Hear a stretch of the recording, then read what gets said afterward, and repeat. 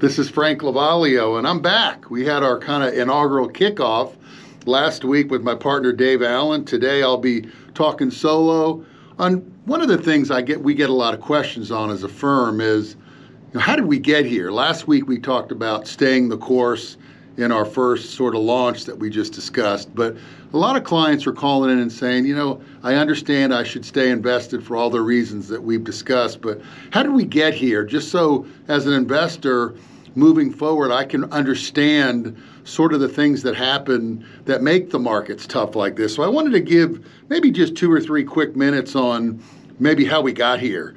And so I believe it all started with, and we talked about this again in our launch broadcast, COVID was a very difficult time. We have this disease that comes out of nowhere that starts to kill people all over the world by the millions.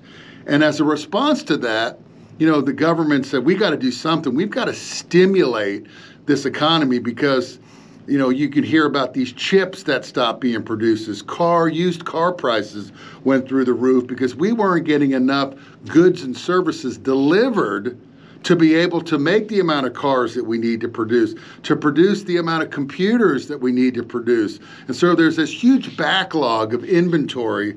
So the government wanted to stimulate the economy. And just to kind of give you a little bit of details on that without totally boring you, in April of 2020, anyone that made under a certain amount of money, it was in that $75,000 range, every American citizen got $1,200 in April of 2020, another $600 in December of 2020, and then another $1,400 in March of 2021.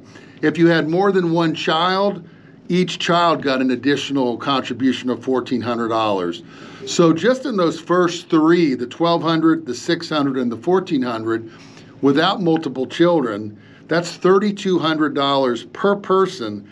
There were 472 million payments totaling just under $1 trillion that the government was stimulating the economy. I'm not saying that's a bad thing. We had to do something, but that's $870 billion is quite a chunk of money. And then for business owners, everybody's heard about the Paycheck Protection Program. There were $11.8 million payments to business owners. Again, not saying it's a bad thing, but that added up to almost another $1 trillion of payments. So now you've got just under $2 trillion in payments between the PPP and the individual checks going to participants in America that made under about that $75,000 range. Literally trillions of dollars are being put into the economy to try and create stimulus. Well, what happens is the more money that flows into an economy, we're Americans. What are we going to do? If you give us money, we're going to spend it. So people did spend it. It did increase activity and economic stimulus. But now I feel like we're paying the piper a little bit because now that stimulus has kind of gone through its full cycle. And now with inflation, now we're pulling money out of the economy. So when you're pulling money out of the economy and you're trying to slow it, that is usually not a bullish sign for the market. So just a quick update on why we got here, what to look for in the future, and give a little information. Thank you. Bye-bye.